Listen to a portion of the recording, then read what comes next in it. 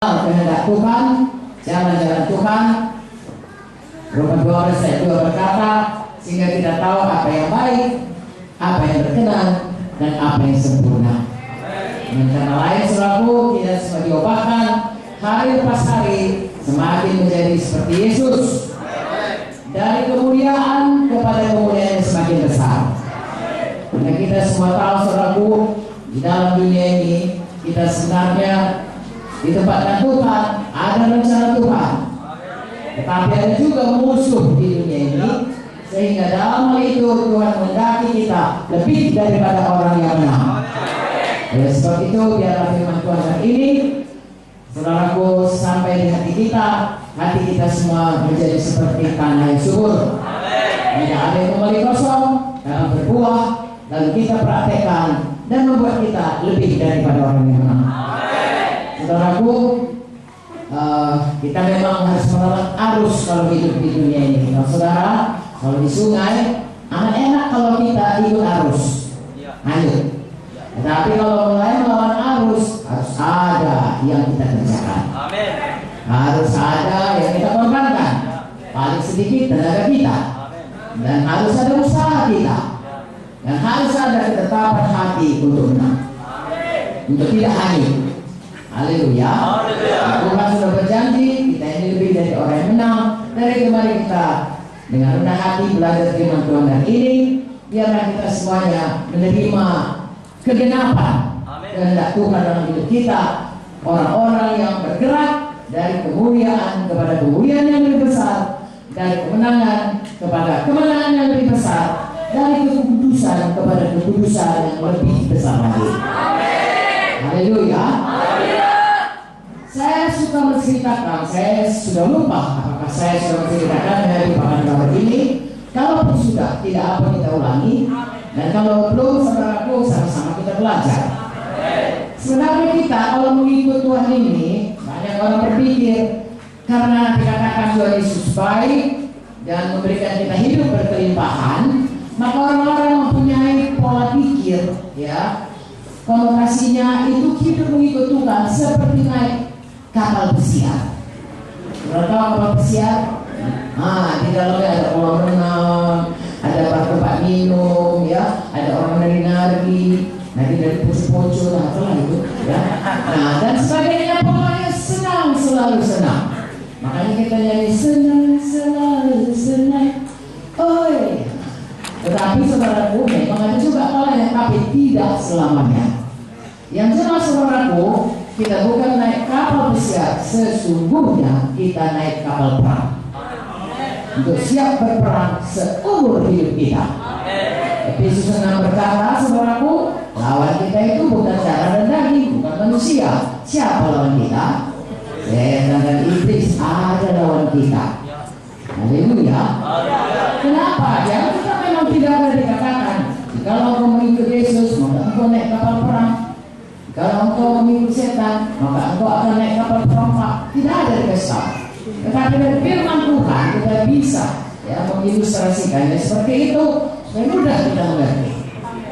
Yohanes 10 ayat 10 berkata, mau kita membacanya? Atau sudah hafal kita semua?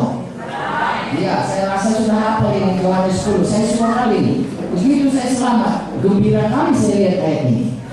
Ya, karena sangat baik. Mari kita baca sama-sama Yohanes 10 ayat 10. Saya ulangi lagi membacanya. Oke. Pencuri datang hanya untuk mencuri, membunuh, dan membinasakan. Aku datang supaya mereka mempunyai hidup dan mempunyainya dalam segala kelimpahan. Satu lagi, Kolose. Ini juga mengenai bagaimana Yesus datang, ya. Kita baca dulu Kolose 1.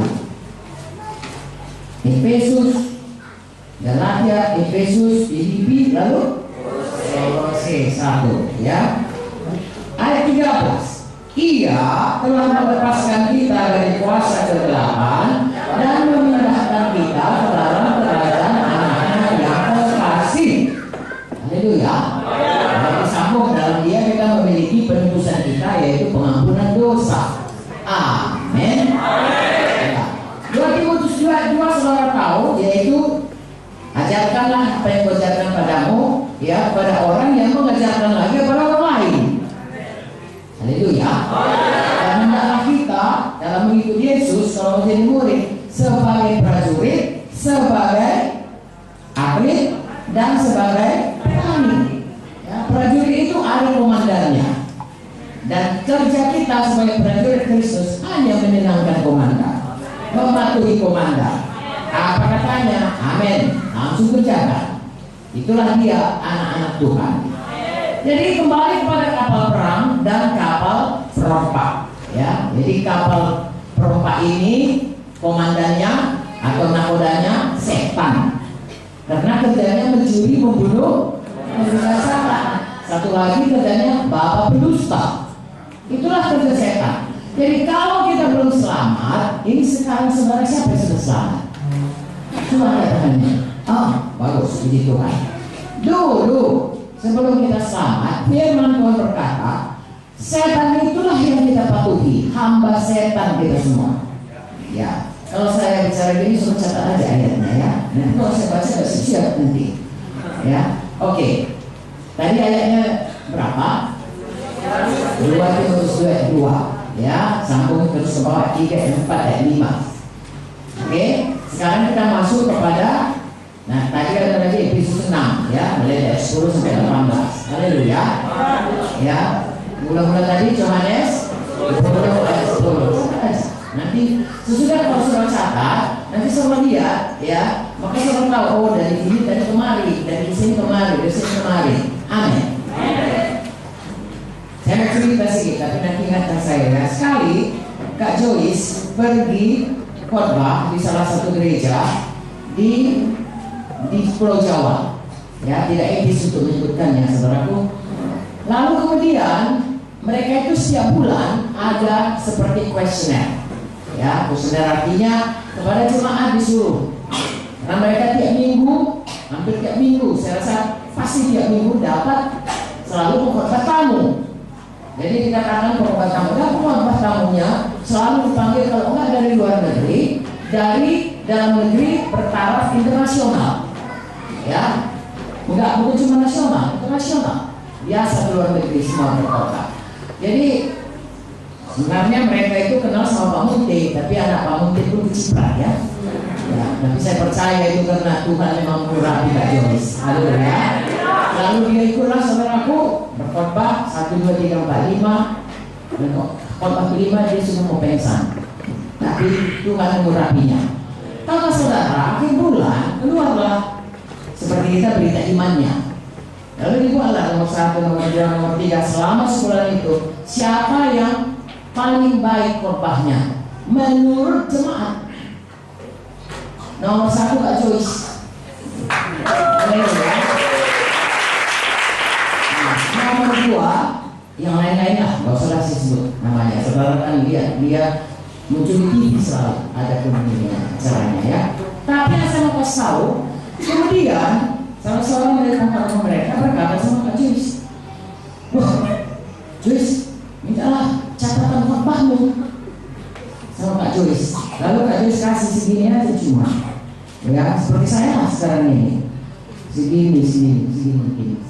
Kasih mana? Loh, ini kan ayat, ya iyalah. Jadi kamu nggak catatan, nggak ada ini, enggak, dari ayat ke ayat, dari ayat ke ayat. Dari situ Kak Joyce khotbah. Nah makanya saya ajak saudara tulis contoh ayatnya. Mungkin saudara khotbah dari ayat ke ayat.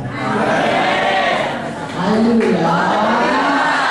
Haleluya. Kalau Tuhan menolong Kak Joyce, Tuhan juga menolong kita. Amin. Jadi saudaraku, sesudah ada tadi kapal perang, kapal perompak. Karena sebelum kita selamat, kita itu adalah di bawah kuasa setan. Efesus 2 ayat 1 sampai 3. Ya, nah saya percaya ini semuanya PKP kan? Berarti saudara paling sedikit adalah PKS. Dan kalau saudara nggak PKS, pasti saudara jiwanya mau jadi PKS. Amin. Efesus 2 ayat 1 ke 3 mengatakan kita ini hamba daripada setan, taat kepada setan. Kepada Roma 6 ayat 16 sampai 18, kepada siapa kita taat, itulah hamba dialah kita. Jadi sebelum kita selamat saudaraku, kita ini berdosa. Roma 3:23 berkata kita ini orang berdosa. Kalau kita berdosa, kita ini hamba dosa. Jadi saudaraku, sebelum kita selamat, sebenarnya kita ada di kapal perompak yang komandannya katanya mencuri, membunuh, membinasakan. Kemana aja dicarinya orang untuk dicuri, dibunuh, dibinasakan. Dicurinya keselamatannya, dibunuhnya jiwanya, dibunuhnya ekonominya, dibunuhnya damainya. Pokoknya inilah kerjanya dan kita ada di situ bertahun-tahun sampai satu hari komandan ataupun Tuhan Yesus menyelamatkan kita. Pada waktu kita diselamatkan, kita dipindahkan dari kapal perompak ini ke kapal Tuhan Yesus.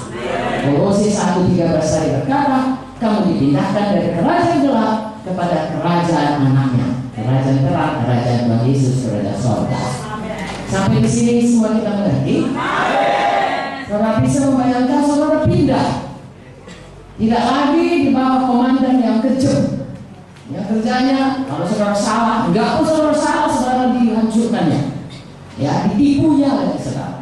Tetapi sekarang saudara di bawah kapten kapal ataupun nakoda ataupun komandan yang sangat mengasihi saudara, bahkan mati tapi bangkit kembali untuk melepaskan saudara dari kapal perompak itu.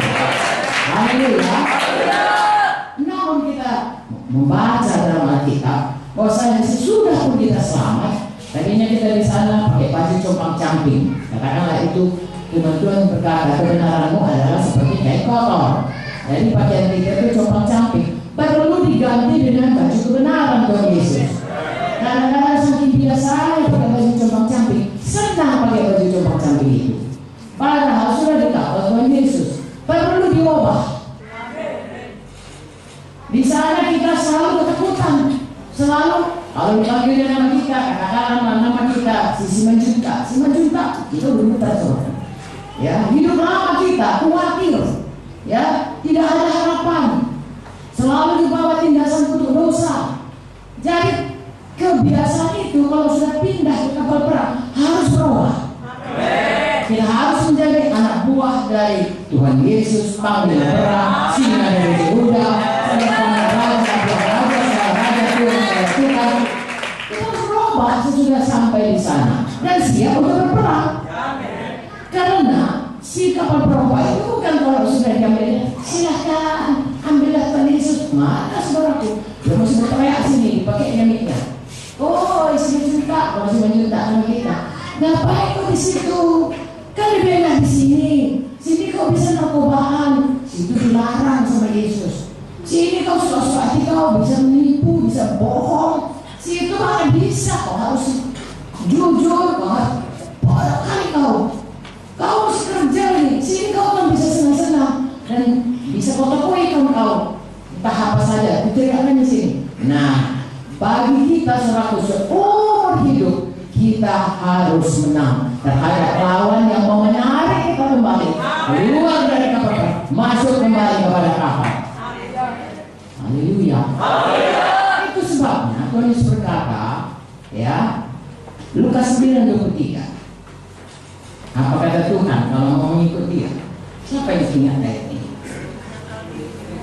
Katanya kepada mereka semua, setiap orang yang mau mengikut aku, ia harus menyangkal dirinya, memikul salibnya setiap hari dan mengikut aku. Harus menyangkal, mengangkat, mengikut setiap minggu. Oh, setiap minggu, bukan hari Minggu aja. Setiap hari. Haleluya. Galatia 2:20 berkata, hidupku ini bukan aku lagi, tetapi Kristus tinggal dalamku. Betul, saudaraku? Nah, ini mengangkat salib itu artinya mati. Betul? Setiap orang mengangkat salib itu pasti mati. Ya. Jadi apa arti ayat ini? Mengangkat salib, mengikut Yesus, menyangkal diri. Kalau kita lihat dari Galatia 2:20 tadi, nggak ada lagi, kita ini yang sudah mati. Artinya manusia lama kita, kepentingan diri, kehendak diri, kebenaran diri, semua yang dari kita memang sudah mati waktu kita dibaptiskan. Betul? Di dibaptiskan itu kan artinya dikuburkan. Kenapa dikuburkan? Karena udah mati. Cuma dia dikuburkan, apa isi kita? Ya, orang udah mati, mati apa yang mati? Manusia lamanya. Jangan lagi tinggal di situ. Harus bangkit kepada manusia baru yang dalam Kristus semua adalah kejadian baru. Haleluya. Kejadian baru itu apa? Hidup menyangkal diri, hidup mengangkat salib, hidup selalu mengikuti Yesus. Dengan kata lain, seluruh hidup kita disimpulkan dengan hukum kasih. Hendaklah engkau mengasihi Tuhan dengan segala hatimu, segala jiwamu, segala akal budimu, dan segala kuatmu. Itulah hidup kita. Sesudah kita mengikuti Yesus, seluruh hidup kita di kapal perang itu sungguh-sungguh hanya untuk Yesus. Dan untuk itu, lagi-lagi saya ulangi, kita mesti bisa melawan, ya kalau tadi dikatakan sungai, melawan sungai, harus sungai. Tapi kalau namanya kita hidup di dunia ini, sama dengan mesti bisa menang perang selalu. Kabar baiknya, kalau komandan kita tetap Tuhan Yesus, kita patuh, selalu menang. Bahkan lebih dari orang menang. Bayangkan kalau saudara bertinju dan sudah dipastikan, kau tinju aja pasti kau menang. Siapa? Kita tak takut lawan kita. Benar bisa saudaraku. Kau pokoknya kau tunjuk, kau dijamin menang. Nah, kita takut. Juara tinju dunia pun jadilah kalau sudah dijamin menang. Ya, tapi kalau nggak tahu menang atau itu yang takut kita bertinju. Ya, apalagi berperang. Tapi ini kita sudah tetapkan kalau Yesus panglimanya pasti menang. Haleluya. Kalau belum menang bukan salah Tuhan, mari kita belajar lagi. Dari firman Tuhan, dan firman Tuhan ini adalah Tuhan sendiri. Apa yang hendaknya, apa yang dikatakannya, apa yang dijadikannya, itu adalah firman Tuhan. Makanya saudaraku, bagaimanakah kita? Kalau kita mau menang, kita mesti punya hikmat dari Tuhan. Apakah yang menyebabkan kita kalah? Saya mau bacakan dari Yakobus 3 supaya saudara mudah mengingatnya apa itu menyangkal diri, apa itu mengangkat salib, apa itu mengikuti Yesus. Yakobus 3. Jadi saudara tahu sampai terhadap siapa saudara menang. Siapa, apa tipu daya daripada musuh untuk menjatuhkan saudara. Yakobus 3. Hikmat dari atas dan hikmat dari bukan dari atas. Dari manakah itu? Nah, dari manakah itu? Nanti kita lihat. Sudah dapat Yakobus 3 ayat 13. Sama-sama kita baca. Siapakah di antara kamu yang bijak dan berbudi? Baiklah dia dengan cara yang lain menyatakan perbuatannya oleh hikmat yang lahir dari kelemahan. Saya tanya dulu, kalau lemah lembut itu sifat siapa? Belajar kepada aku ini rendah hati dan iya. Jadi ini sifat lahir dari sifat Tuhan Yesus. Ayat 14. Jika kamu menaruh perasaan iri hati, kamu mementingkan diri sendiri, janganlah kamu membanggakan diri, janganlah berdusta melawan kebenaran. Itu bukan hikmat datang dari atas. Dari mana? Dari dunia, dari nafsu manusia, dari setan. Sebab di mana ada iri hati, mementingkan diri sendiri, di situ ada kekacauan dan segala macam perbuatan jahat. Perhatikan saudaraku, saudara dan saya harus menang terhadap dunia, nafsu manusia, dan setan-setan. Coba ulangi, apa itu? Ya, inilah yang selalu membawa kita jatuh kembali pada dosa. Yaitu melawan firman, tidak melakukan kepada Tuhan, tidak percaya kepada Tuhan. Saudaraku, kalau setan semua kita tahu. Kalau dunia itu apa? Kalau nafsu manusia itu apa? Ya, setan itu kawan Tuhan atau lawan Tuhan? Kawan Tuhan atau lawan Tuhan? Setan memberkati kita atau menghancurkan kita? Siapa yang pernah merasakan pekerjaan setan dalam hidupnya? Dengan pertanyaan saya, siapa yang pernah merasakan pekerjaan setan dalam hidupnya? Tidakkah? Saya balikkan. Siapa yang pernah merasakan pekerjaan Tuhan dalam hidupnya? Oke. Saya balikkan. Siapa yang pernah merasakan pekerjaan setan? Siapa yang pernah merasakan pekerjaan setan dalam hidupnya? Oh, beginilah. Kalau kita, saudaraku, ya, biasanya kita itu tidak marah. Lalu tiba-tiba kita mau marah sekali. Itu pekerjaan Tuhan atau pekerjaan setan? Oke. Kalau biasanya kita tidak mau mencuri, lalu tiba-tiba ada di situ ada uang, atau di kantor kita tergoda, ya, kita kepengen mencuri. Itu pekerjaan Tuhan atau pekerjaan setan? Kalau ada orang terhentam, lalu kemudian kita kepingin nolongnya, itu setan atau Tuhan? Tahu saudara bedanya Tuhan dengan setan? Sekarang saya tanya, siapa saudara yang pernah merasakan pekerjaan Tuhan dalam hidup saudara? Oke. Siapa yang pernah merasakan pekerjaan setan dalam hidupnya? Turunkan tangan saudara. Kalau saudara berkata tidak, itu namanya berbohong. Satu jadi semua. Kalau semua kita pernah jatuh berdosa, sudah pun selamat. Puji Tuhan, darah Yesus tersedia. Tapi kalau kita tidak kenal itu pekerjaan setan, atau kita mengeraskan hati, tetap mau, tidak mau menyangkal diri, tidak mau mematuhi Tuhan, mengikut Yesus seperti yang kita katakan tadi, tidak mau mengangkat salib, mati terhadap diri kita, maka kita akan tertipu dan kita akan jatuh pada dosa. Karena saudaraku, oke, buka Yakobus 1 di depan. Yakobus 1 ayat 12, 13, 14, 15. Ya, inilah pekerjaan daripada musuh dan pekerjaan dari kehendak daging, ya, dan pekerjaan dari duniawi yang kita baca tadi. Saya baca.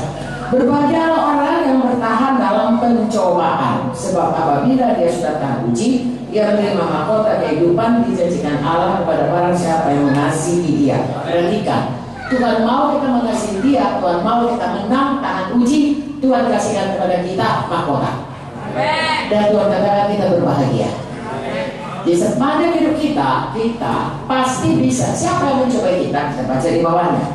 Apabila seorang dicobai, janganlah dia berkata pencobaan ini datang dari Allah, sebab Allah yang akan dicobai oleh yang jahat, dia sendiri pun tidak mencobai siapapun. Apabila tiap orang dicobai oleh keinginannya sendiri, karena ia diseret dan dipikat olehnya. Dan apabila keinginan itu telah dibuahi, ia melahirkan dosa. Dan apabila dosa itu sudah matang, ia melahirkan maut.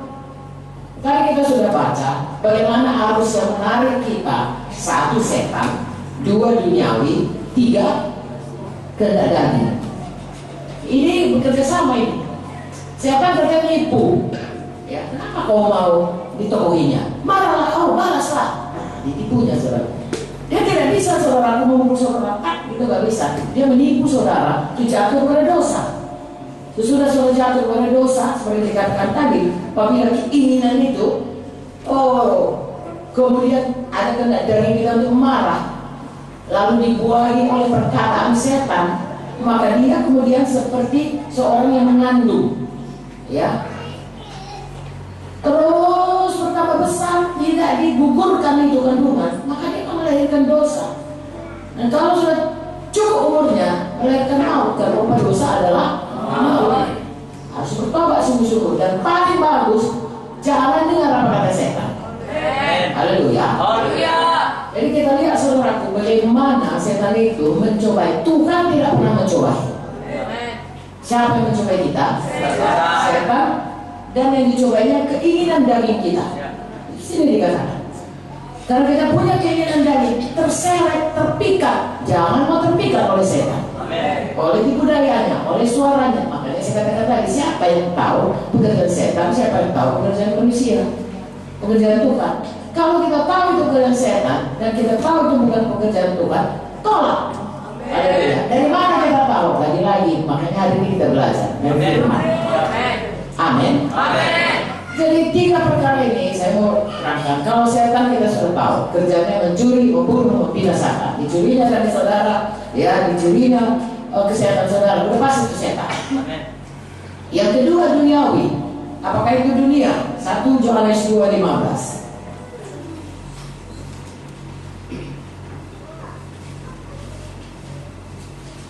Jadi kita nggak boleh lagi tinggal di dunia, bukan. Tetapi inilah dia duniawi. Sudah dapat? Mari baca 1 Yohanes 2:15. Janganlah kamu mengasihi dunia dan apa yang ada di dalamnya. Jika kamu mengasihi dunia, maka kasih Bapa tidak ada dalam itu. Sebab semua yang ada dalam dunia, apa itu? Keinginan daging, keinginan mata, serta kemauan hidup, bukanlah berasal dari Bapa, melainkan dari dunia. Dan dunia ini sedang mengejar dengan keinginannya, tapi orang melakukan kehendak Allah, itulah yang bukan hidup selamanya. Jangan duniawi. Kalau duniawi tidak ada kasih Allah, yang ada apa? Keinginan daging, keinginan mata, keangkuhan hidup. Itu dari dunia. Jadi saudaraku berlawanan. Kalau mengasihi Bapa, tidak mengasihi dunia. Haleluya. Haleluya. Satu lagi, Roma 12:2. Ini juga, kalau mau tidak duniawi, saudaraku, kenal kehendak Allah. Hari mengasihi Allah. Ya, sekarang kenal kehendak Allah. Kalau kita kenal kehendak Allah dan kita mau patuh, maka kita tidak akan jadi duniawi. Tapi kalau kita nggak tahu, kita ditipu. Ayat 2. Sudah dapat? Janganlah kamu menjadi serupa dengan dunia ini, tapi berubahlah oleh dirimu, sehingga kamu dapat membedakan manakah kehendak Allah, apa yang baik, apa yang berkenan kepada Allah, yang sempurna. Amin. Jadi kalau kita mau tidak duniawi, penuh dengan kasih Allah. Dan Roma 12 ayat 2 berkata, penuh dengan firman Tuhan. Haleluya. Haleluya. Lalu kita lihat saudaraku, hidup kita itu berubah. 1 Korintus 3 Korintus 2 lalu. Oke, Korintus 3 ya, ayat 1. Dan aku saudara-saudara pada waktu itu tidak dapat berbicara kepada kamu seperti manusia rohani, tapi hanya manusia duniawi, karena belum dewasa. Halo. Jangan jadi manusia duniawi karena mudah ditipu setan. Anak-anak mudah ditipu kan? Kenapa anak-anak bisa diculik? Nanti dikasih kompor, kan gitu. Diming-iming, tertipu, lalu diculik. Makanya kita harus lindungi anak-anak. Tapi kalau secara rohani, saudaraku, jangan terus-terusan tidak bertumbuh. Kalau anak-anak bisa kelihatan besarnya. Kalau sudah secara rohani, kadang-kadang kita pikir dia kan PKS, dia kan udah PS, dia kan sudah lama melayani nyanyi, belum tentu saudara. Ya, kalau orang itu tidak bersungguh-sungguh bertumbuh, coba perhatikan ayat 2 berkata, susulah yang diberikan padamu, bukan makanan keras. Seorang mendapat kamu menerimanya. Sekarang pun kamu belum dapat menerimanya. Jadi kalau orang bayi, dia cuma bisa minum susu, suruh kasih dia auto metre. Amin. Begitu juga dengan firman Tuhan.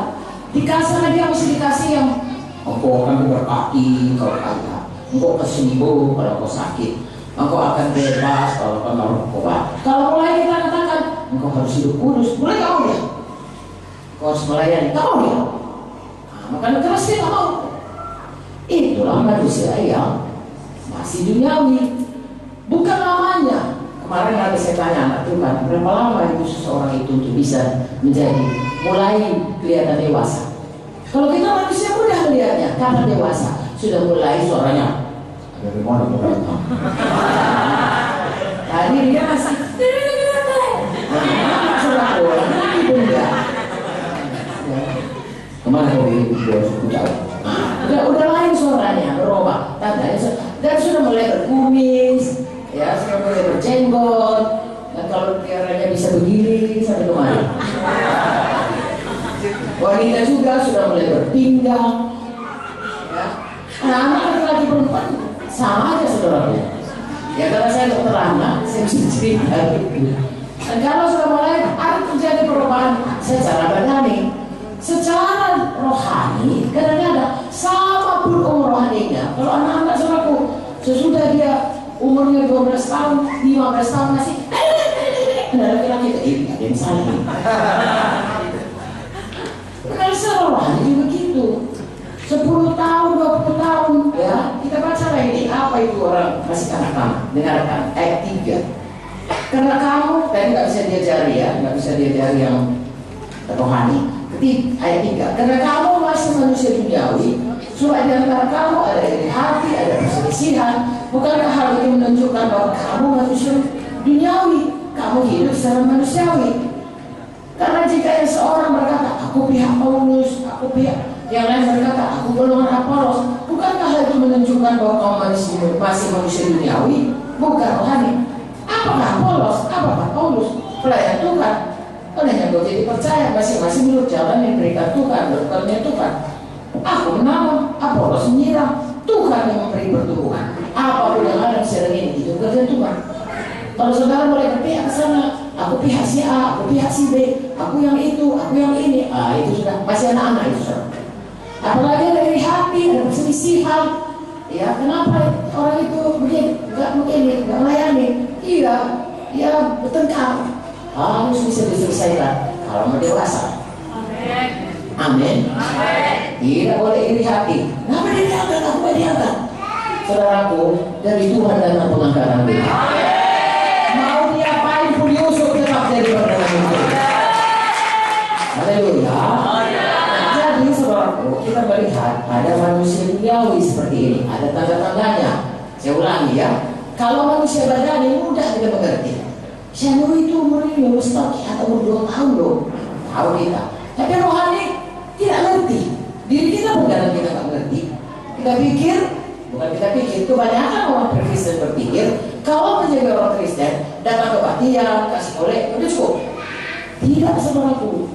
Saya dan saudara berubah menjadi manusia rohani. Harus bertumbuh dewasa rohani. Sebabnya hari ini kita belajar. Dan seterusnya kita belajar. Jadi sekali lagi, kalau mau kita bertumbuh tidak mengasihi duniawi, menjadi manusia rohani, kita mesti penuh kasih Bapa. Kalau tidak ada pada kasih Bapa, engkau akan kasih dunia ini. Hendak mata, apa yang bagus, pikiran hanya pikiran duniawi. Duniawi maksudnya bukan jangan kau tinggal dengan bukan. Ada sistem dunia ini merasuk kita. Apakah sistem dunia ini? Kalau orang kaya, dia kaya. Ya kalau orang hidupnya seraku senang, hidupnya mewah, itulah yang ditinggikan. Dan itu sudah keinginan mata, dengan daging, dan itulah yang dibangga-banggakan. Saudaraku, jangan ada di situ lalu berselisih, ya bertengkar, tidak mau berdamai, berpihak-pihak, tidak bisa menerima firman Tuhan, tidak bisa ditegur. Halo. Kok ada dia sudah disini? Ini belajar supaya kita seperti makan kasih bayam, makan bayam, supaya kita jadi gemuk, supaya kita jadi besar. Jangan semua. Ini makanan sehat. 4 sehat 5 sempurna. Haleluya. Nanti kamu aku lah tadi buku itu besar. Sebenarnya berbahagialah orang yang suka akan firman Tuhan. Amin. Kau tadi bukit bilang kalau saudara dengan firman lalu jadi pelaku, apapun topan datang, saudara berdiri teguh. Amin. Oke. Jadi saudaraku itulah dia, ya kalau duniawi. Bagaimana kalau kena daging? Kena daging itu kita udah tahu dari Galatia 5, yaitu manusia lama kita. Haleluya. Dari dalam, kalau tadi dari dunia ini menggoda ya. Ini dari dalam menggoda.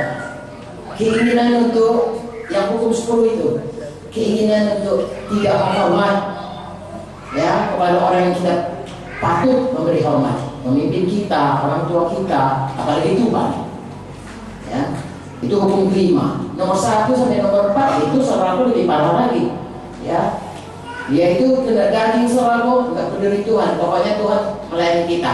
Kita nggak mau peduli Tuhan. Itulah daging kita ini. Kalau ada yang salah langsung menyalahkan Tuhan. Katanya diberkati, wah inilah. Kenapa tidak diberkati? Jangan salahkan Tuhan saudara. Ya, cari Tuhan berkata, semua dibuat Tuhan jadi kebaikan. Cari apa kebaikan itu. Amin. Ya, kalau memang dari pihak, bukan memang, pastilah dari pihak kita. Kalau Tuhan gak akan pernah dia melanggar firman-Nya. Kalau dia berkata dia mau memberkati kita, pastilah dia berkati kita. Dia tidak pernah bohong. Amin. Kalau kita belum diberkati, mari kita cari jalannya. Bukannya Tuhan berlambatan, tetapi ada ya maksud Tuhan dalam bagaimana dia membentuk kita untuk menjadi kebaikan. Kita temukan kebaikannya. Tapi yang jelas saudaraku, ya, kalau namanya daging, kalau namanya manusia lama, itu harus dibuang, harus disangkal. Ya, tadi dunia menyangkal diri, mengangkat salib, ya, mengikut Yesus, buang dunia. Sekarang buang semua kehendak daging. Haleluya. Apakah kehendak daging? Gampang sekali saudaraku, sudah jelas dikatakan dalam Galatia 5. Ya, semua pun kita tahu manusia lama. Manusia lama saya misalnya marah, ya, nggak mau mengganggu orang, tapi tidak boleh diganggu orang. Oh, itu nggak boleh saudaraku. Kalau mau ikut Tuhan, bagaimanapun pasti diganggu. Karena ada setan yang mengganggu dan dia bisa pakai orang untuk mengganggu kita. Jadi siap untuk diganggu, tapi siap untuk menang. Yang kelima, coba saudara baca, ya, perbuatan daging sudah nyata, yaitu percabur ayat 19. Percabulan, kecemaran, hawa nafsu, penyembahan berhala, sihir, perseteruan, perselisihan, iri hati, amarah, kehendak daging, kehendak diri sendiri, persideraan, memecah, kedengkian, bukan, pesta pora dan sebagainya. Banyak lagi yang lain. Supaya aku peringatkan kamu seperti yang telah kubuat dulu, karena siapa melakukan hal demikian, dia tidak akan mendapat bagian kerajaan Allah. Dulu sebelum kita selamat, oke. Sesudah selamat, berhenti. Amin. Berhenti perbuatan daging. Amin. Haleluya. Haleluya. Menyangka diri. Ya. Dan kalau kita lihat dari ayat 16, maksudku ialah hiduplah oleh roh, maka kamu akan tidak akan menuruti kehendak daging. Sebab keinginan daging berlawanan dengan roh, keinginan roh berlawanan dengan keinginan daging, keduanya bertentangan. Kamu setiap kali tidak melakukan apa yang kamu kehendaki. Jikalau kamu memberi dirimu dipimpin roh, maka kamu tidak hidup di bawah kutuk. Artinya dengan roh, Roma 8 ayat 13, kita mematikan semua perkara daging ini. Haleluya. Dan dengan firman Tuhan kita baharui pikiran kita, sehingga kita mengerti kehendak Tuhan, sehingga kita pun tidak lagi hidup dalam kehendak daging. Saudara perhatikan dua perkara, ya, firman Tuhan dan roh Tuhan. Haleluya. Haleluya. Saudaraku, kalau kita baca senjata rohani, maka kita akan lihat saudaraku, yang bisa, yang menyerang itu adalah firman Tuhan. Amin. Haleluya. Ya, mungkin lain kali cerita lebih banyak situ, tapi yang jelas sekali, kalau kita mau saudaraku melawan arus ataupun kita mau berperang bersama Tuhan Yesus, ya, dan menang, maka satu perkara yang kita harus ingat, kita harus selalu penuh dengan firman, penuh dengan roh. Amin, saudaraku.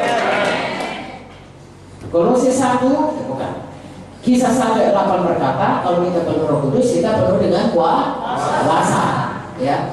Kalau kita lihat Roh Kudus itu, saudaraku, ya, ini kita bicara mengenai Roh Kudus, ya, dan bicara mengenai iman. Apakah iman didapat dari firman? Betul. Apakah Roh Kudus, kuasa Tuhan, membuat kita lebih dari orang yang menang? Haleluya. Nah, kita bicara dulu mengenai Roh Kudus, ya. Di sini tadi kita belajar kehendak daging itu semuanya, ya, bisa kita patahkan dengan Roh Kudus. Roma 8 ayat 13 jelas dikatakan. Galatia 5 tadi mengatakan bertentangan roh dengan kehendak daging. Galatia 8 ayat 13, Roma 8 ayat 13 jelas dikatakan, ya. Sebab jika kamu hidup menurut daging, kamu akan mati. Tapi jika kamu oleh roh kamu mematikan perbuatan tubuhmu, kamu akan hidup. Jadi sebelum kita selamat, kita ada di kapal ini, nggak bisa kita, nggak ada Roh Kudus sama kita, mati roh kita. Makanya kita tetap berhamba, pindah kita ke kapal perang. Tuhan Yesus memberi kita kelengkapan Roh Kudus. Amin. Dan kita tiap hari baca firman. Amin. Baju kita berubah menjadi baju kebenaran dari firman Tuhan. Amin. Haleluya. Roh Kudus itu adalah kelengkapan diberikan Tuhan, sehingga Kalaupun datang arus yang menarik kita atau godaan dari musuh yang menipu kita untuk masuk ke dalam daging dengan Roh Kudus yang mematikan, dalam nama Yesus, Roh Kudus dalamku lebih besar dari semua roh jahat, roh buruk. Dalam nama Yesus, aku tidak lagi jatuh kepada dosa. Haleluya. Jadi Roh Kudus itu untuk mematikan semua daging, saudaraku, ya. Lalu kemudian kita lihat firman Tuhan juga, saudaraku, kita belajar sehingga kita tahu ini daging, ini adalah roh, sehingga kita tidak ditipu. Dan juga firman Tuhan itu membuat kita bisa melawan semua tarikan dunia ini. Haleluya. Bila kamu mengenal firman Tuhan, maka kamu dibaharui, maka kamu tidak lagi duniawi, tetapi kamu jadi dewasa. Kamu mengenal Allah, apa yang baik, apa yang berkenan, apa yang sempurna. Jadi bertumbuh. Saya rasa saya pernah ceritakan kepada kalian apa bedanya baik, berkenan, dan sempurna. Ya, misalnya saya ceritakan gampang aja. Ya, saya minta lah, misalnya katakanlah Vicky, saudara Vicky, tolonglah dulu masak. Ya, itu saudaraku dia nggak mau, saudaraku, itu nggak baik. Ya, atau Vicky saudaraku nggak saya suruh, dia masak. Nah itu baik, baik kan? Tetapi kemudian saudaraku, sebenarnya saya, ya dia masak itu, saya sudah, kalau dia nggak mau masak itu nggak baik, dan dia sudah masak itu baik dan berkenan di hati saya, betul. Tetapi kalau yang dimasaknya itu, saya ini suka katakanlah udang goreng, yang dimasaknya sama saya adalah cumi-cumi. Saya paling nggak suka cumi-cumi, ya. Lalu dipikir agak salah, kata mama masak, ya. Mau bikin perbuatan baik, lalu dimasaknya cumi goreng sama saya, itu memang baik dia memasak, tapi saya nggak berkenan karena saya nggak suka cumi. Nah kadang kita gitu saudaraku, melayani, ada. Kalau nggak melayani itu tidak baik. Tapi melayani kita, sebenarnya Tuhan suruh kita, saudaraku, katakanlah, ya, berdua sapaan. Tapi kita enak kali jadi penyanyi, ya. Apapun dibilang serak pun suaraku, fals pun suaraku, pokoknya aku mesti tampil. Kalau tidak tampil, aku gak mau melayani. Itu namanya mau melayani, tapi tidak berkenan, karena bukan itu tempat kita. Halo? Jadi berkenan apa disuruh Tuhan itu kerjaan. Ada yang sempurna. Nyanyi juga asal saja saudaraku, apa mau dia, ya nggak peduli dia orang dalam rumah atau nggak dalam rumah, orang sudah bingung, sudah capek, sudah berjalan nyanyi, nggak peduli. Itu belum sempurna. Kalau mau datang ke sempurna, harus dipimpin Roh Kudus, semua masuk dalam roh, semua masuk dalam suasana penyembahan, kan begitu.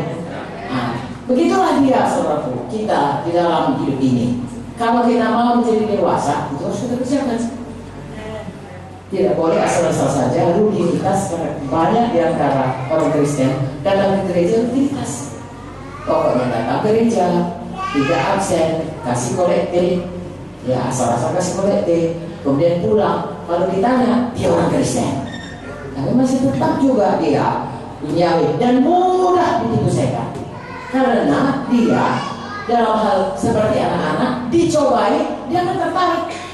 Tidak ada senjatanya firman Tuhan, dan Roh Kudus yang ada pada dia itu tidak dipatuhi. Karena kalau ada Roh Kudus saudaraku, Roh Kudus akan bicara, kau udah begitu lama kau ikut Tuhan, ayolah melayani. Amin. Tetapi dia tidak mau. Makanya saudaraku, begitu orang selamat, kita suruh dia langsung baca firman.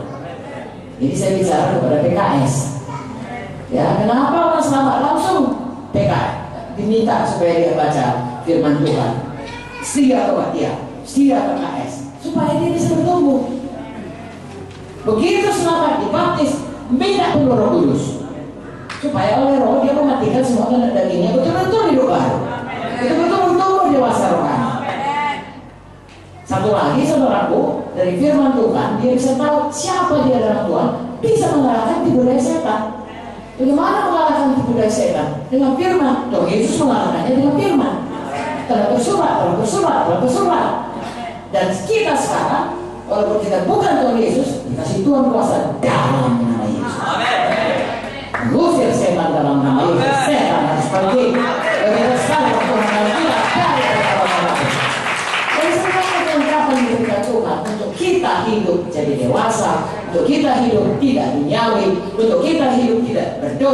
untuk kita hidup setiap hari menyangkal diri, menolak duniawi, menolak setan, menolak daging, lengkap diberikan Tuhan. Untuk hidup mati terhadap diri sendiri, disalibkan manusia lama kita, lengkap diberikan Tuhan.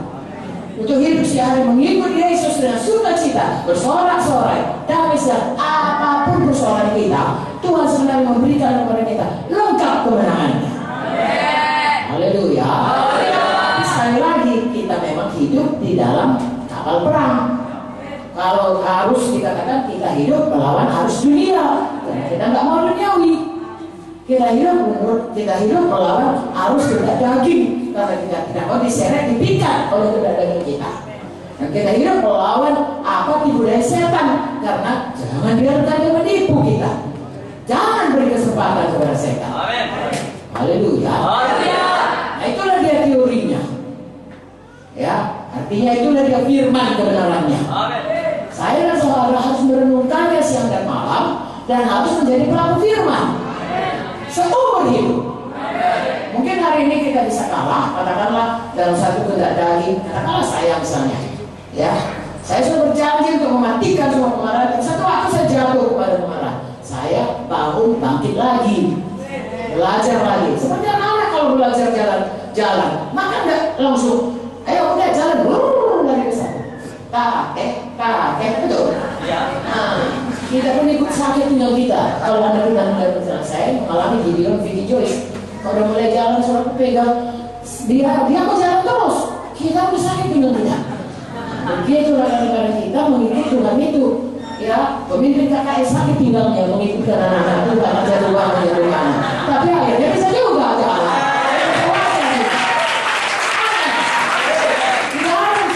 Yang sia-sia, yang bersekutu dengan Tuhan.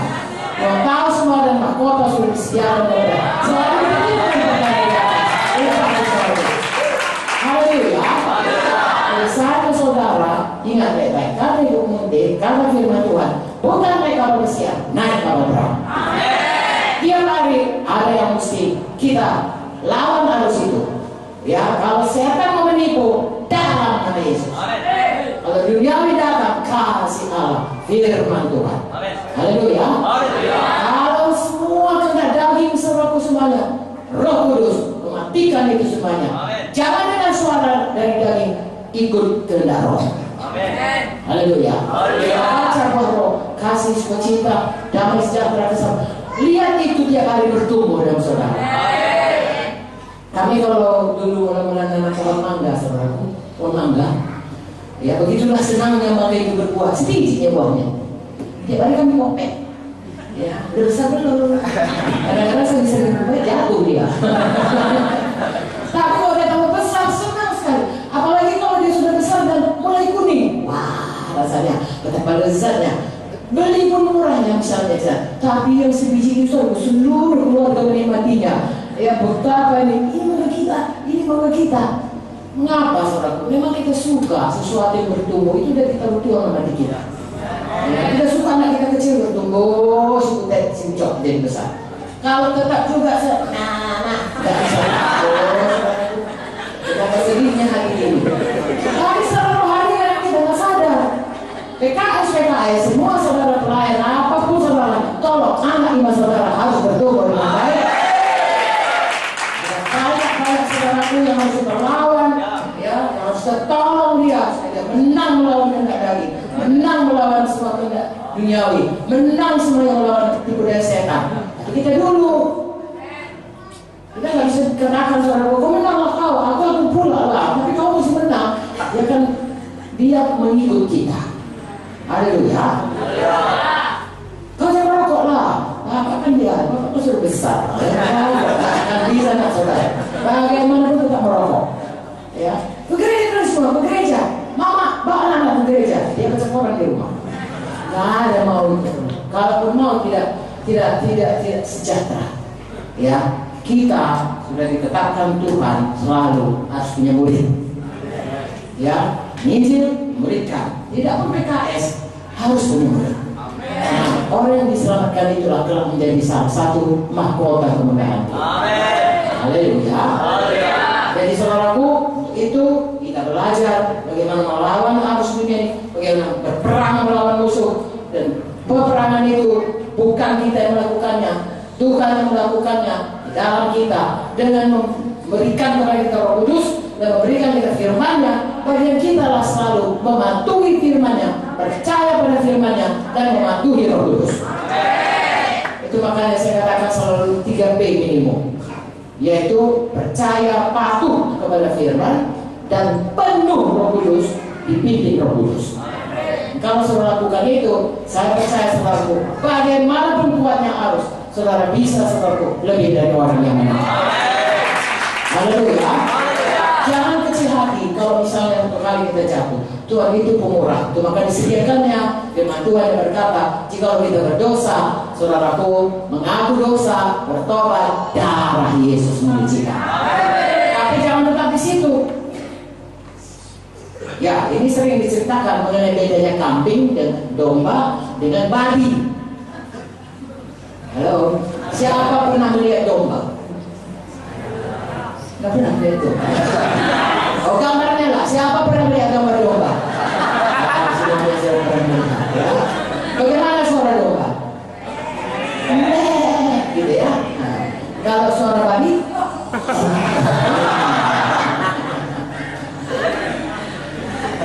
Ceritanya begini, supaya kita tahu dia ada domba-domba itu. Tidak ada jadi babi itu. Kucing-kucing Tuhan tidak ada. Gajah-gajah Tuhan tidak ada. Begitu istimewanya domba ini.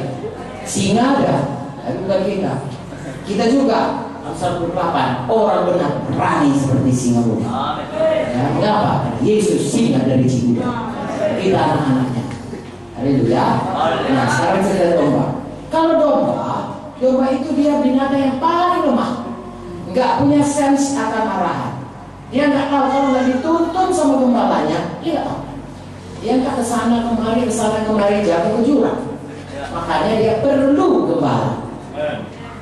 Babi tidak, sobat. Babi apapun sobat, dia paling menikmati kubangan. Makanya kalau yang kandang babi baunya nggak kira-kira. Saya mendengar orang, kenapa kok nggak makan babi? Bukannya karena firman Tuhan ya, berkata, enggak tahan aku baunya bu. Ya. Babi itu, ya, domba dulu. Domba itu dia selalu perlu gembala.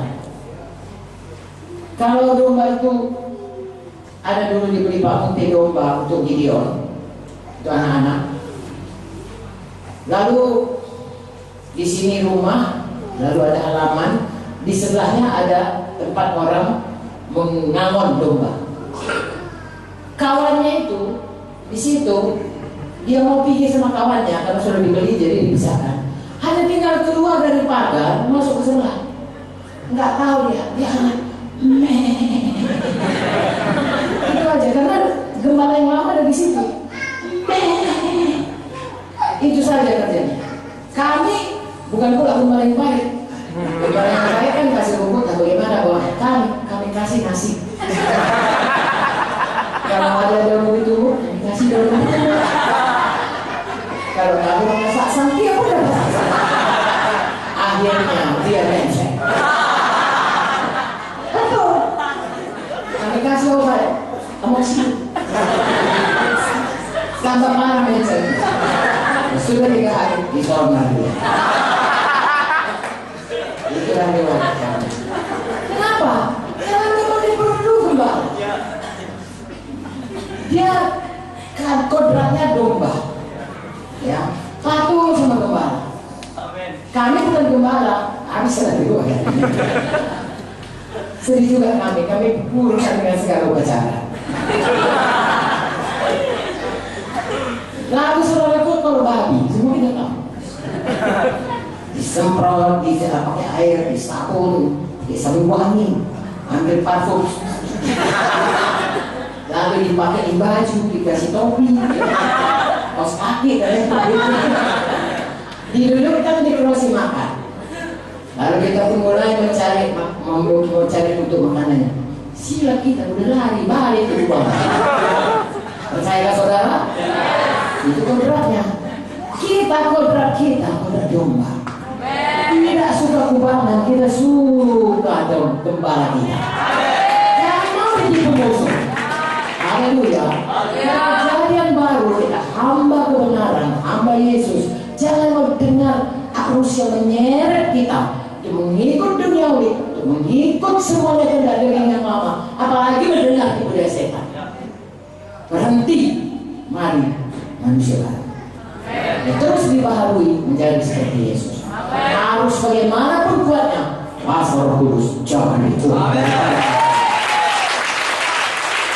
Tipuan setan apapun dia, kalau Yesus bisa menyampaikan perkara telah tertulis dengan iman dia berkata, kita pun bisa menang.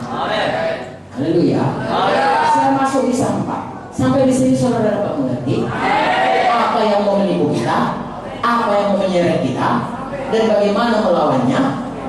Simpel saya katakan, saudara harus punya firman, merenungkannya siang dan malam, menyimpannya dalam hati saudara.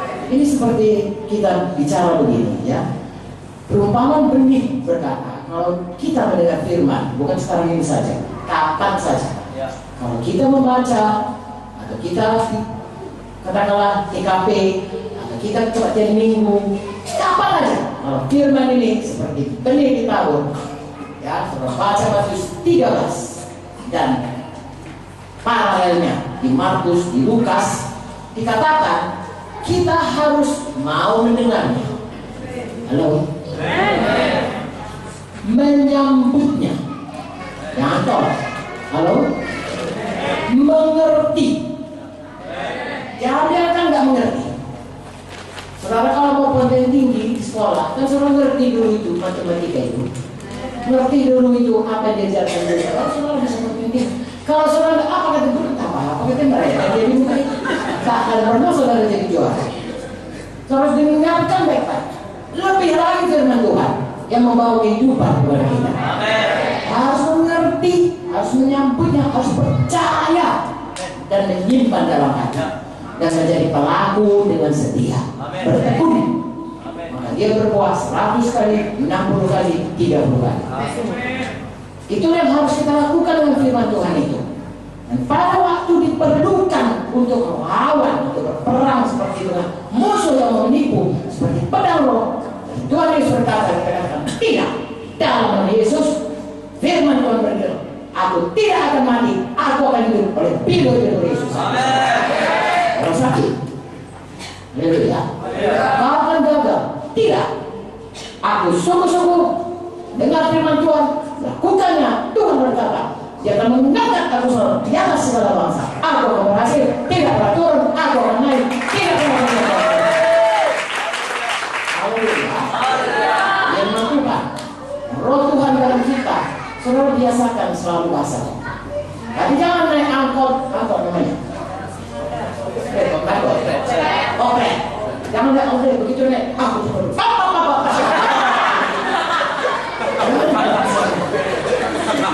Guna ya, itu namanya sebenarnya sombong lah sedikit ya. Kalau semua tahu bahasa roh ini dia tahu bahasa. Pelan-pelan saja. Haleluya. Karena menggumam saja. Nama firman Tuhan itu bisa digumamkan. Oh Tuhan, ini seperti orang ini semuanya. Ya di sebelah kiri ada kadang-kadang orang bicara saudara, di sebelah kiri kita. Dalam nama Yesus. Ya Tuhan. Kalau mau memuji nama, pelan-pelan saudara memuji Tuhan. Jangan kalau saudara dengarkan.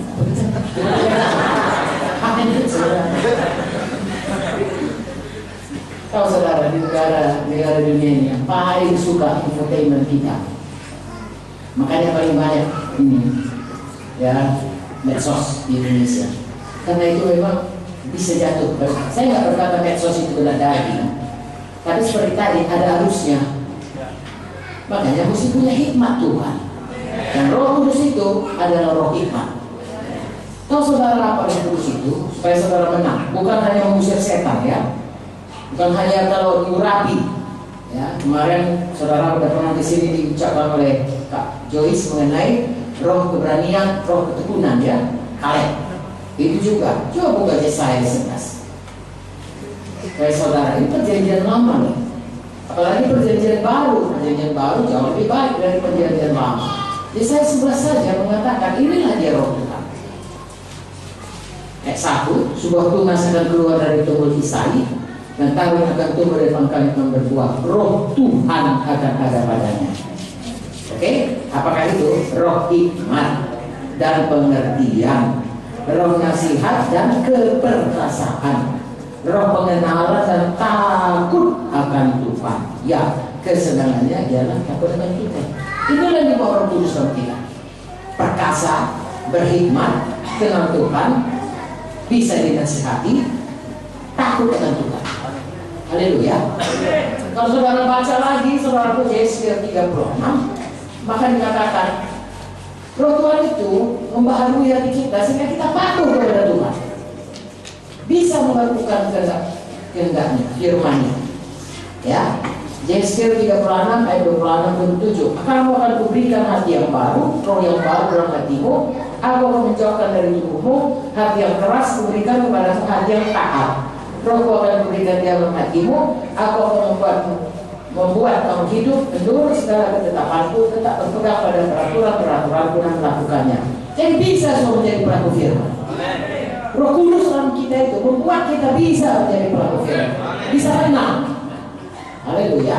Bisa punya hikmat. Amin. Bisa perkasa, berani seperti Petrus, tidak lagi menyangkal Tuhan. Amin. Bisa patuh sama Tuhan, takut kepada Tuhan. Haleluya. Saya mau bacakan kisah 4 contohnya. Sidang pertama, saudara, kalau saudara melayani, baca lebih banyak kisah rasul ya. Ini gambaran sidang pertama.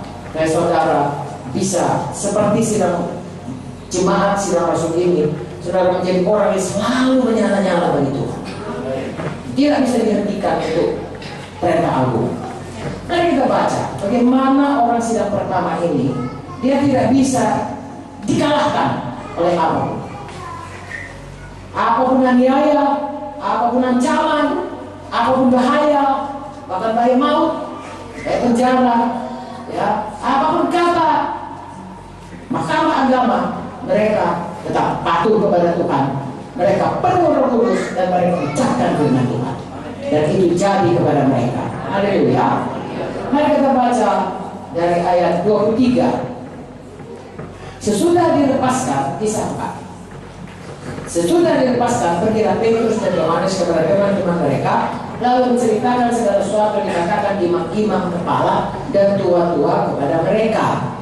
Apa dikatakan mereka? Dilarang. Saudara baca di atasnya, mereka dilarang beritakan Injil. Kita pun ada nggak orang melarang kita beritakan Injil? Banyak. Ya, kalau nggak dilarang dibuat dengan cara, kalau kau juga pasti tetap juga begitu, aku nggak mau lagi mengakui kawan aku, nggak mau lagi berteman dengan engkau, tidak lagi kuberikan bantuan kepadamu, buang kuliahmu cabut dan lain sebagainya. Kami akan memboikot engkau. Nah seperti itulah, jangan lagi disebutkan kau kalau gereja-gereja jangan bersaksi kepada aku, dan seterusnya dan seterusnya. Tapi apa yang jadi? Alami semuanya ancaman itu, mengalami semua aniaya itu. Mereka bukannya mundur, apa mereka berbuat? Mereka pergi kepada teman mereka. Itu gunanya ada KKS, amin. Gunanya ada sektor, dalam hal sektor di sini. Itu gunanya sektor. Kita berhimpun di sini, amin. Gunanya ada gereja, di mana anak Tuhan bisa bersahati, haleluya. Kalau mereka pergi dan mereka bersahati, mereka ceritakan apa persoalan mereka. Ketika teman-teman mereka mendengar hal itu, berserulah mereka bersama-sama kepada Allah. Jadi bukan mereka kemudian ketakutan. Tidak. Mengapa? Karena siram pertama penuh Roh Kudus. Siram pertama percaya kepada firman Tuhan. Ketika teman mereka mendengar, berseru mereka dan berkata, ya Tuhan, Engkau yang menjadikan langit dan bumi, laut segala isinya oleh Roh Kudus, yang perantara nama Daud Bapa kami, Engkau telah berfirman, mengapa rusuh bangsa-bangsa, mengapa suku-suku bangsa, mereka perkara yang sia-sia, raja-raja dunia bersiap-siap untuk membesar berkumpul untuk melawan Tuhan dan yang diurapinya. Saudaraku, ini ada diterangkan di dalam buku Mazmur, betul? Ya. Dan kemudian Mazmur 2 ya. Kemudian ayat 27, sebab sesungguhnya telah berkumpul dalam dunia ini Herodes, Pontius Pilatus beserta bangsa-bangsa, suku-suku bangsa Israel, dalam Yesus, hamba yang kudus yang urapi.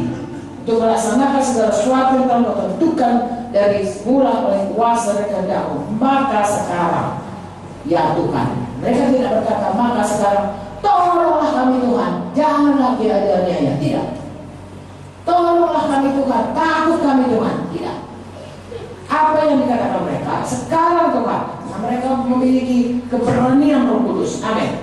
Mereka memiliki keberanian iman. Amin. Dan sekarang Tuhan, lihatlah bagaimana mereka mengancam kami. Tuhan lihat, ya, tapi mereka selalu mengucapkan kalau begini seperti, lihat Tuhan, ini ada gunung, tercapaklah gunung ini. Itulah kira-kira. Ya, lihat Tuhan, mereka mengancam kami. Lalu bukan dikatanya, kemudian Tuhan, kesian kami tidak. Berikan kepada hamba-Hamba-Mu keberanian memberitakan firman. Lihat Tuhan dari gunung, tercapaklah gunung dalam nama Yesus. Itulah kira-kira. Lihat Tuhan, mereka melarang kami untuk memberitakan. Lihat bagaimana mengancam kami, bukan melarang, mengancam. Beri kepada kami keberanian. Haleluya. Mengapa mereka berkata demikian? Karena mereka punya iman. Dari mana datang imannya? Dari firman Tuhan. Matius 28 berkata, aku menyertaimu sampai pada kesudahannya. Surat Allah. Lalu mereka berkata, Tuhan, Kau menyertai kami, segala kuasa daripada-Mu. Sekarang yang penting, beri kepada kami kuasa keberanian itu, ya, supaya kami Tuhan bisa memberitakan firman-Mu. Lalu kemudian mereka minta penyertaan Tuhan, karena Tuhan berjanji Matius 16 ayat 20, bahwasanya kalau Dia memberitakan firman, tanda aja akan menyertai. Jadi yang mereka doakan ini, yang mereka ucapkan ini adalah firman, adalah iman mereka. Dari mana datangnya iman? Dari firman. Dan mereka doakan adalah doa iman. Doa iman itu doa firman. Dan Tuhan berkata, sebagaimana imanmu jadi bagimu. Haleluya. Kalau kita minta sesuai dengan kehendak Tuhan, firman Tuhan sesuai dengan kehendaknya, kita minta, Dia berikan Tuhan. Apakah yang jadi di sini? Ketika mereka sedang berdoa, mereka minta keberanian, mereka minta saudaraku untuk supaya terjadi mujizat. Mereka semua goyang tempat mereka berkumpul, mereka semua penuh Roh Kudus. Mereka memberitakan firman Allah dengan berani yang sambungnya disertai dengan kuasa Tuhan. Sudah dapat itu apanya? Urutannya. Ya, kalau tidak cocok urutannya, langsung berdoa, tidak punya iman. Kalau langsung doa itu bukan doa iman, doa ketakutan. Ya. Punyai firman, punyai iman dari firman Tuhan yang kita pegang, tidak pernah bimbang, lalu berseru kepada Tuhan, Tuhan curahkan kuasa-Nya. Lalu Tuhan teguhkan semuanya apa yang kita imani itu. Ini bukan hanya dalam hal ini mengenai sebuah pemberitaan Injil, seluruh aspek kehidupan kita. Bahwasanya kita harus punya firman seperti Tuhan Yesus punya firman. Apapun kata iblis, tetap firman. Manusia hidup bukan daripada roti saja, tapi daripada firman yang keluar dari mulut Tuhan. Haleluya. Langit bumi berubah, firman Tuhan tidak berubah. Tuhan tidak bisa berdosa, Dia bukan manusia. Apa yang dikatakan pasti dijadikan. Amin, saudaraku. Seperti yang kita baca, tinggal waktunya. Ya. Daud, saudaraku, umur 30 baru jadi raja. Ya, juga sudah mengurapi dia pada waktu dia masih muda, belasan tahun. Umur 30 tahun baru jadi raja Israel. Demikian juga saudaraku Yusuf. Yusuf juga sekian masih muda, lalu sekitar umur 30-an lah dia jadi perdana menteri. Ada tenggang waktu. Pohon yang dikutuk itu tidak ada nampak apa-apa. Besoknya baru dia. Entah besoknya, pas minggu lagi, pas tahun lagi, itu tahu waktunya Tuhan. Tapi yang jelas saudaraku, pada waktu Tuhan, firman Tuhan berkata, sesuatu terjadi. Haleluya. Saya saudara, pada waktu berdoa, kita tahu pasti tidak ada yang sia-sia doa. Tetapi kita harus tetap berpegang terus pada iman. Dan penuh selalu dengan firman dan dengan Roh Kudus. Sebab Roh Kudus itulah eksekutor daripada janji Tuhan. Oh saudara, eksekutor yang mengerjakan. Ya, kalau ada orang mau dibeslah, mau disita, eksekutor kan orang yang mengerjakannya itu. Kalau ada satu proyek, eksekutor yang mengerjakan proyek itu. Kalau ada janji Tuhan yang berseru, yang menurunkannya, Roh Kudus yang menurunkannya, yang membawanya. Haleluya. Pembela Agung Tuhan Yesus. Kita berdoa, berseru kepada Tuhan sesuai firman, lalu Tuhan Yesus berkata, kira-kira begitulah, Bapa, anakmu ya menyebutkan janjimu, kau tentu harus memenuhinya. Mari sama-sama kita penuhi. Lalu Tuhan berkata, penuh, Roh Kudus membawanya, karena Roh Kudus ada di dunia ini, dan Roh Kudus turun, kuasa Tuhan adalah jadi. Bisakah saudara menang semua? Semua bisa tidak terseret oleh arus. Dalam setiap peperangan bersama Yesus kita lebih dari orang menang. Mengerti bahwasanya yang mau menyerang kita itu adalah setan penipu, kehendak daging yang bisa saudaraku kita patahkan saudaraku dengan kuasa Roh Kudus, dan duniawi yang bisa kita patahkan dengan firman Tuhan yang membuat kita dewasa sehingga kita menganggap itu sampah semua dunia ini. Haleluya. Kasih Tuhan saudara. Sehingga apapun yang disonorkan dunia ini kepada kita itu semuanya seperti kata Paulus di sampah saja. Kalau kita tidak mengerti, maka kita akan menganggap itu sesuatu yang baik. Kalau saudara fata morgana ya, di padang pasir kamu padahal itu semuanya tidak ada sesuatu. Tipu daya setan dulu. Saya percaya GKI Riau bukan hanya Pekanbaru, seluruh Riau, seluruh Indonesia. Ya, kemuliaan Tuhan yang mendukung kita. Haleluya. Kata Tuhan diberkati. Katakan saudara, kita tutup mata kita. Tuhan Yesus engkau memberkati kami semuanya. Hamba-hambamu ini Tuhan, oh Tuhan, anak-anakmu ini semuanya, bangun dan bangkit Tuhan, bertumbuh semuanya. Tidak ada lagi anak-anak, semua jadi dewasa. Mereka menang semuanya Tuhan. Tidak ada yang terseret oleh arus dunia, tidak ada yang kalah dalam peperangan. Mereka menang. Setan iblis kalah dalam nama Yesus. Dan daging sudah dipatahkan, dimatikan oleh Roh Kudus, dan semua dunia ini tidak ada yang bisa Tuhanku menipu atau menggoda mereka. Mereka adalah orang-orang lebih dari orang menang, orang-orang rohani, anak raja segala raja, yang menganggap semua sampah hal yang menyenangkan kau seumur hidupnya. Berikan mereka Tuhanku semua berbuah lebat di hadapanmu. Apapun yang mereka pegang, berkati semuanya Tuhan. Jadikan semuanya menjadi kemuliaan bagi nama Tuhan. Di dalam nama Yesus kami berdoa. Tuhan Yesus, orang tua memberkati anaknya, hamba-Mu memberkati